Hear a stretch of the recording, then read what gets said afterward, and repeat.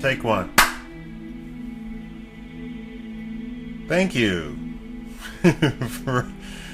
Welcome to Shikama Live. Your host Kevin Cardinale with shikama.wordpress.com. Let me first say that all of my videos are, when I refer to white people, I am talking about white people in power, people who own businesses, people who consider themselves elitist, the department heads at university, people who make policy. I'm not talking about poor white working people. It doesn't apply to you. Don't respond to the video. Okay? A lot of you people who are the poor working class and you're responding to my videos, I don't even understand why you're even responding to the video. It doesn't apply to you. You make absolutely no policy. You control nothing. Okay? So, and stop being all offended. I know the news has made you think that everything applies to you. It doesn't apply to you. You know, the media, the schooling, all tries to teach you that it all applies to you. It doesn't apply to you. You don't make policy. You don't control anybody.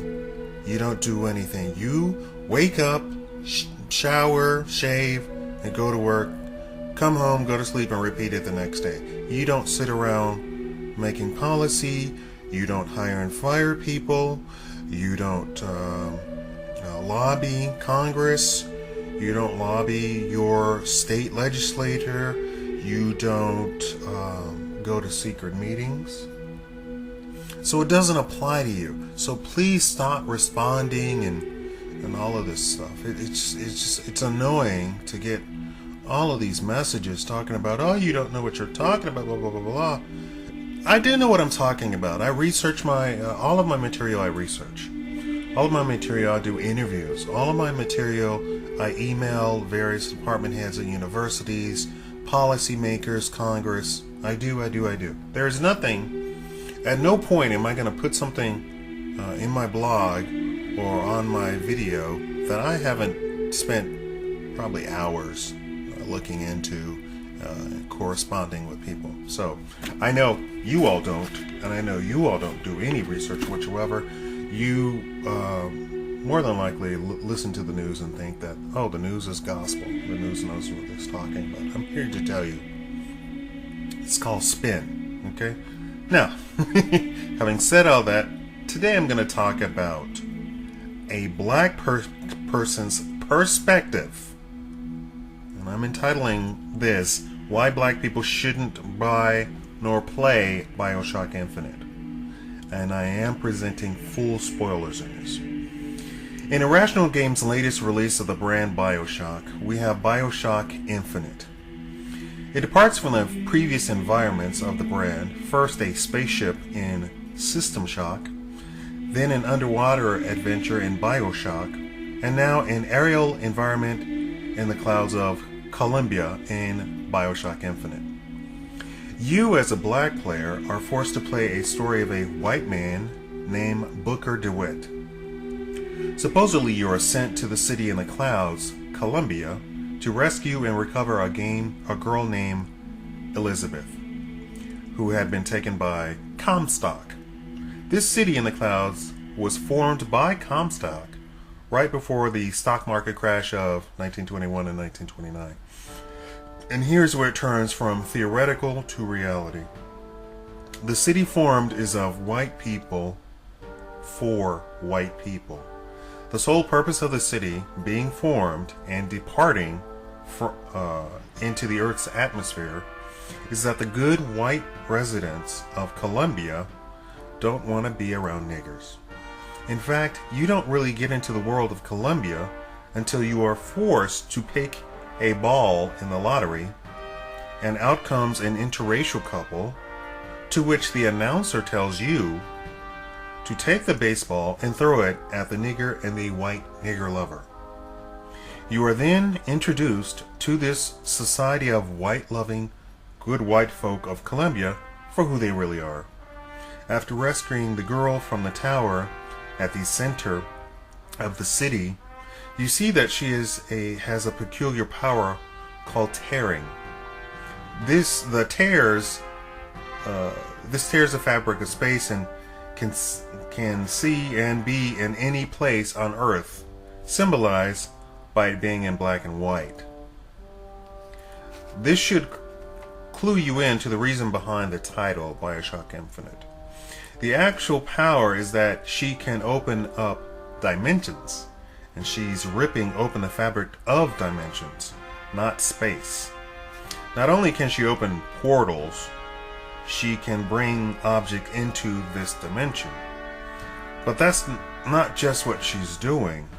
She's ripping open the fabric of dimensions and bringing in objects in a multiverse where the object is on your side.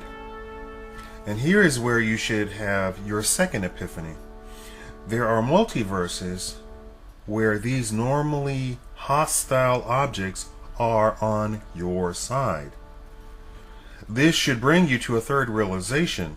The only possible way that a normally hostile item would be on your side is that you yourself, in some multiverse, must also be hostile and in control of these items.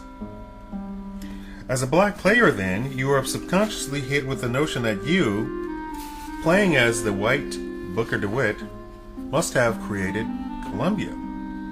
I'm saying this now by explanation of deductive reasoning. However, you don't have to do all of this thinking because this is all revealed to you in black and white in the game itself. You were not sent to Columbia to rescue a woman for some gangsters or strangers whom you owe a gambling debt to. You were sucked into this universe, and your brain refused to admit to itself what is truly going on, and you came up with that explanation. The truth is, you were offered baptism and refused. You had a child named Anna. A man named Comstock came to you one day and said, "Your sins have been counted up, and he's come to collect. Instead, he will forgive your sins if you give him the child Anna." Meanwhile, in an alternate dimension, you were offered baptism and accepted, and went to create Columbia with all of its racist white people and called yourself Prophet Comstock. However, you became infertile.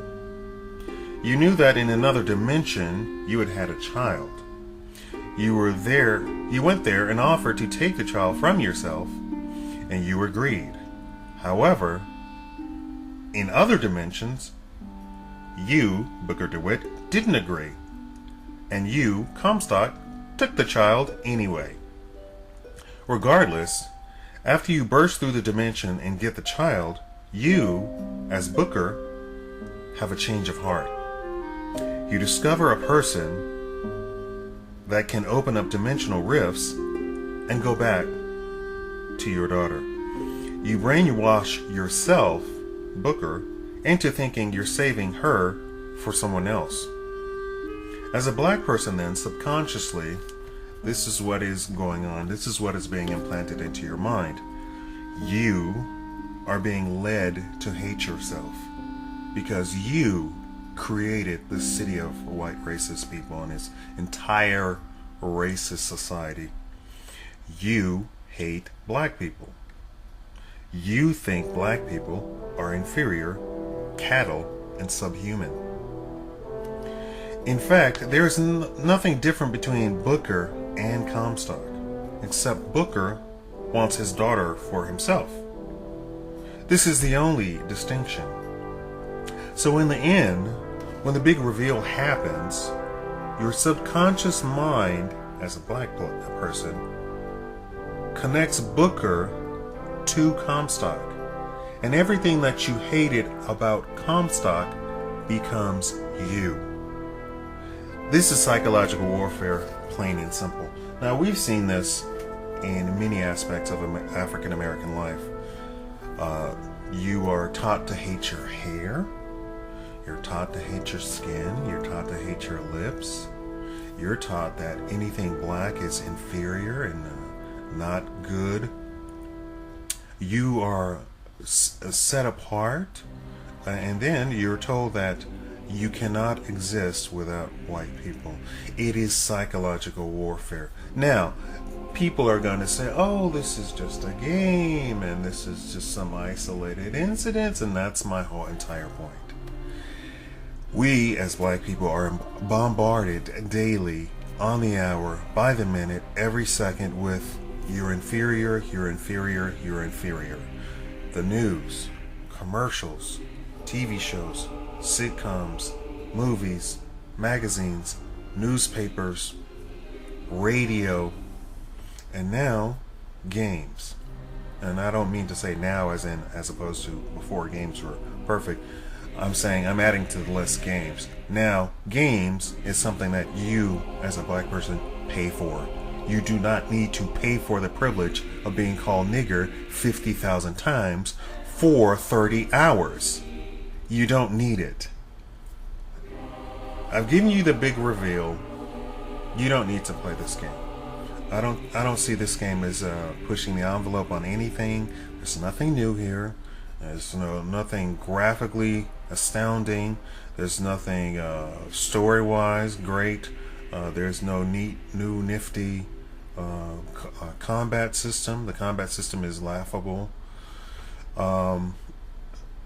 Everything that was presented in Bioshock, the original, was far superior to what is presented in Infinite. I think black people need to really take a hold of their pocketbook and where they put their money. Don't subject yourself to buying into something that is going to make you feel inferior and continue the psychological warfare that is being hoisted upon you. The black man and black woman are targets, and there's people who say, "Oh, well, that was the time period, and it's a time period piece, and blah blah blah." No, there are many things that they can do in the all of the Jewish things that they portray. They portray the Jews in the most positive light that they can.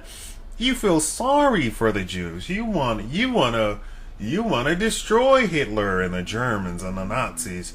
You want to destroy Mussolini. You want to destroy the Catholic Church. You want to destroy the Russians. But in anything where black people are presented as slaves, you are not made to feel anything but other absolute contempt for the black person. There is no story where you feel sorry for the black person. The only thing that comes close is Roots, and that was written by a black person. That was written by a black man with a cast of black people. That's the only thing. And how many slavery, pro black person, anti-slavery mediums do you see? Just that one.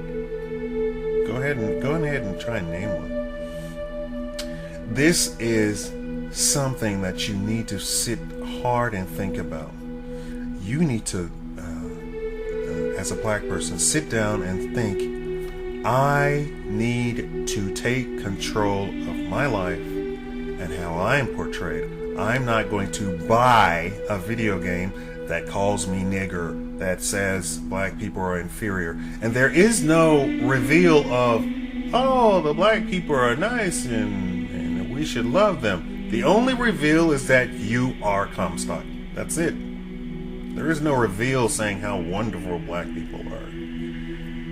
I'm using this game as an example of a greater insidious conspiracy, if you will, if you want to go that route. You, as a black person in America, need to take control of your life and your community. You don't need to buy video games and music videos and music CDs that degrade black people. You don't need to buy music CD that says nigger, nigger, nigger, nigger, nigger 5 billion times in it. That doesn't do anything. That's not entertainment. I'm sorry. You might think that's entertainment because you've been misled and miseducated by the media to think that, oh, that's cool that some black guy is calling me a black guy nigger. That's not cool. There's nothing cool about it. You need to take control and not go and see movies, not pay your money. You work hard for your money. You need to only pay and buy stuff and buy into stuff that elevates you. Screw this cool stuff. Damn this all this cool stuff. Oh, it's cool to be a thug and going nowhere and going get put in jail and dealing drugs and degrading my own community. No, that's not cool. I don't mean to. I do mean I hate to be the bearer of reality, but you're being played. You're being hoodwinked. You're being bamboozled. Huh? You don't need to pay for the privilege of being called nigger and degraded. And I'm just throwing this out here. The developer is Jewish. I don't know what that says, but a white person told me that. I actually did not look into the actual developer. I know that the message is terrible. I know that the message for a black person is terrible. Now, for you good white folk can go and buy this Bioshock Infinite all you want. Black folk, don't buy this game. Don't play it. Don't support this whatsoever. Now, if they come back with a new libertarian type of game like Bioshock, the original, I'd be the first one in line to tell you to go buy it. I thought Bioshock 1 and 2 were great. I thought the message was fantastic. Bioshock Infinite is a no-buy. Is a no-buy, no play. Thank you.